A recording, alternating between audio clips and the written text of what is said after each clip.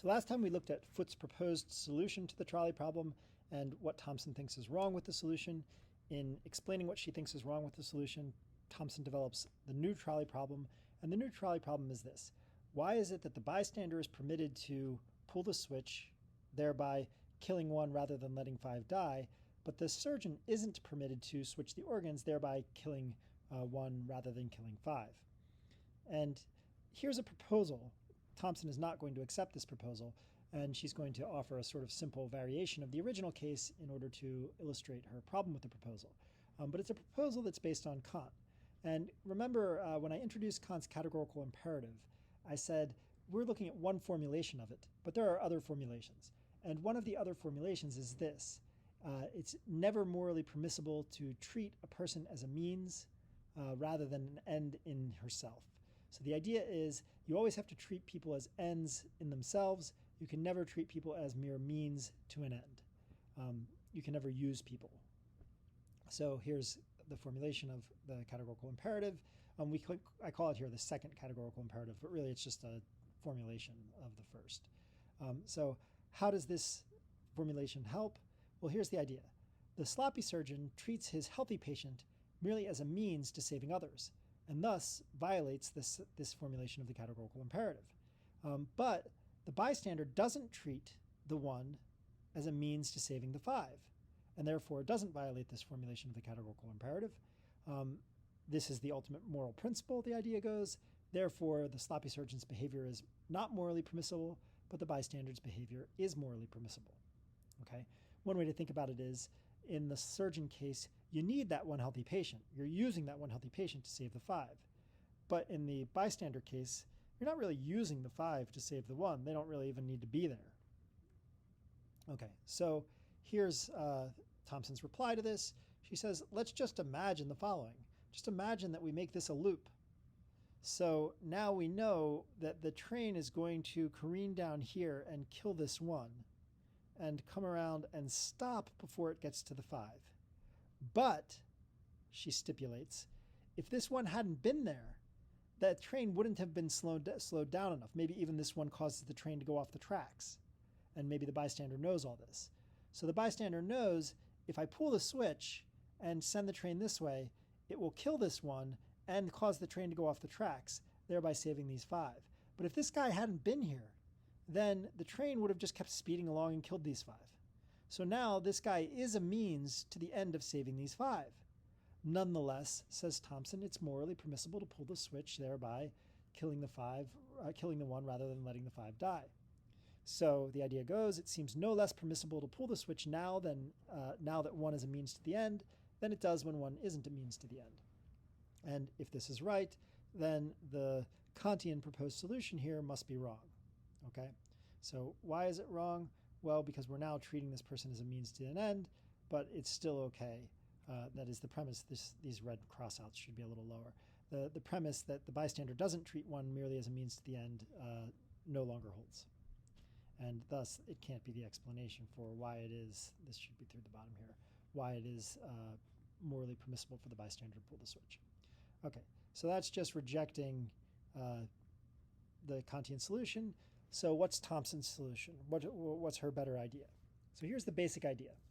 The bystander doesn't violate anyone's rights by pulling the switch, but the surgeon does violate someone's rights by making the switch. Rights trump utilities. And when I say rights trump utilities, what I mean is this. Thomson thinks that rights are more important than consequences when deciding what's permissible and what isn't. So she's rejecting Mill's view that it's all about the consequences. Remember, Mill's view is called utilitarianism. That's why you have that word utilities here. She's rejecting Mill's view that it's all about the consequences. She's saying that rights are more important. So the idea is people just have basic fundamental rights, and those rights are more important than consequences. It doesn't mean that consequences don't matter. So she's going to say if rights aren't at issue, then you should use consequences to assess the moral, or at least that's one factor that you can use to assess the moral worth of an action. But when rights are at issue, they're more important than consequences. So the bystander doesn't violate anyone's rights by pulling the switch. The surgeon does violate someone's rights by making the switch. Rights are more important here, so the bystander can pull the switch, but the surgeon can't. Now, you might wonder why she thinks the bystander isn't violating that one person's rights by pulling the switch. And she's going to do a little bit to explain that. So here's a question. In Trolley Driver, why doesn't switching violate a right of the one person? And certainly it would violate a right of the one person if the 5 weren't on the other track, right? So imagine a trolley case where you have, nobody on the track where the trolley is heading and one person on the side track, and the person pulls the switch, sending the train down the side track, knowing that's what she's doing. The bystander does that. Well, certainly that would violate the rights of the one person if the bystander were to do that, to choose to kill the one rather than just let the train, careen on ahead and hurt no one. So why is it that you're not violating the rights of the one person when you send the track down to kill the one rather than kill the 5, or rather than let the 5 die? Why would their presence matter more than the presence of the 5 people with organ failure matter to the healthy patient? And now we're going to get to Thompson's first solution. She says, the bystander makes something that already threatens 5 people threaten one instead. So she's not creating a new threat that isn't going to find somebody. She's just choosing where that threat falls. Whereas the surgeon creates a threat for one that wasn't there before. Why does that matter? Well, if the bystander pulls the switch, then the bystander thereby minimizes the number of deaths by deflecting something that already threatens people and that will cause deaths whatever the bystander chooses.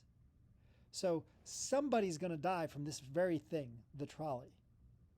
The bystander is just choosing who it is that dies and is choosing on broadly consequentialist grounds, saying killing 5 is worse than killing 1, or having 5 die is worse than having 1 die. Whereas if the surgeon makes the switch, the surgeon doesn't thereby minimize the number of deaths by deflecting something that already threatens people and that will cause deaths whatever she does. The surgeon creates a new type of threat that didn't exist before. It's not like this. It's not like somebody's going to die of organ failure, and when the surgeon just harvests the organs from the new patient, the surgeon is just choosing that the healthy patient dies of organ failure. That healthy patient wasn't there was no organ. It's not like the surgeon is shifting the organ failure there. It's not organ failure that kills the healthy patient. It's having your organs cut out of you. Now, this leads to a principle which we can call DB. Other things being equal, it is not morally required of us that we let a burden descend out of the blue. It's DB because descend out of the blue. And descend out of the blue means sort of comes from nowhere. Other things being equal, it is not morally required of us that we let a burden descends out of the blue onto 5 when we can make it instead descend onto 1. So if there's a burden that comes from sort of nowhere and it's going to land on somebody, what she's saying is you can choose where to make it land. But you can't create a new burden that didn't exist before. And she says, but there's a problem with this, and this is the problem of the large person. So now we have a really large person, and here's our bystander. And here's the idea. The trolley is careening at these 5 people. There's no other track to switch to. The bystander thinks, if I throw myself down here, I'm so small that the train will just crush me, continue on, and crush these people. But there's this huge person next to me, and if I push him down, the trolley will hit him and get thrown off the track because he's just that massive. So my weight won't stop the trolley, but this large man's weight will. So I can save the 5 by pushing this one person off the platform. What should I do? And the idea is you shouldn't push this one person off the platform. So here's the idea. It's impermissible to push the large man, even though it's a way to save the 5. Pushing the large man would be just taking a burden that's descended out of the blue and make it affect 1 rather than 5. So that principle which says when a burden descends out of the blue, it's morally permissible to decide where it falls, turns out to be false. Okay, so how can we modify this principle to help? Here's what Thompson says. She says, it's not morally required of us that we let a burden descend out of the blue onto 5 when we can instead make it descend onto 1, if we can do that without violating anybody's rights. Now, how does that help? Well, the idea goes, pushing the large man violates one of his rights, and it would violate his rights even if it caused him no harm, like pushing him off the thing is a violation of his rights. But pulling a switch doesn't violate anybody's rights. It certainly wouldn't violate the one person's rights, the one on the other track, if it didn't cause him any harm. Now, Thompson says, but there's a problem with this solution, which is this. What if the bystander can get to the switch only by illegally crossing private property and thereby violating someone's property rights? Is it still impermissible to pull the switch? Does that make it impermissible to pull the switch? And Thompson says, no. If you have a burden that's descended out of the blue and it's going to fall on 5 or 1, you can choose to make it fall on the 1 rather than the 5. You're permitted to do that, even if you need to violate someone's property rights to make it happen. So she proposes a final modification to her principle, and it goes like this. All other things being equal, it's not morally required of us that we let a burden descend out of the blue onto 5 when we can make it instead descend onto 1, if we can make it descend onto the 1 by means which do not themselves violate anybody's strict rights. So stringent rights, she calls them. And the idea is property rights are really not that important, but the right to life is really important. And when you push the large man, you're violating the large man's right to life. So you can't push the large man, but you can pull the switch because that's not a violation of anybody's stringent rights. That's the idea. Okay? So here's the solution. If the bystander pulls the switch, he doesn't thereby violate anybody's stringent rights. If the surgeon makes the switch in organs, he thereby violates the stringent rights of the healthy patient. Let's adopt this principle. And when we adopt this principle, we get the conclusion that the bystander's pulling the switch is morally permissible, but the surgeon's making the switch isn't. So here's the basic idea. When stringent rights aren't violated, you can make decisions based on utilities. So Foote's thesis 2 is right. That thesis says killing 5 is worse than killing 1, and you can use that thesis so long as nobody's stringent rights are at issue. But when rights are violated, they just trump utilities. You just throw out utilities, so long as the rights are kind of important rights. Okay? And that's the basic idea. That's Thompson's solution. We'll stop there. In the next video, we're going to look at Green's take on this, Joshua Green's take on the trolley problem. It's a very different kind of take. I want to point out that what Thompson does is offer cases, and she works until she finds a theoretical claim that suits our intuitions about those cases. It's very much like what Kant suggested we do. So if you think this is a good way to identify moral principles, then you're kind of on board with the Kantian project, even though Thompson offers a non-Kantian solution to this problem. Okay. We'll stop there.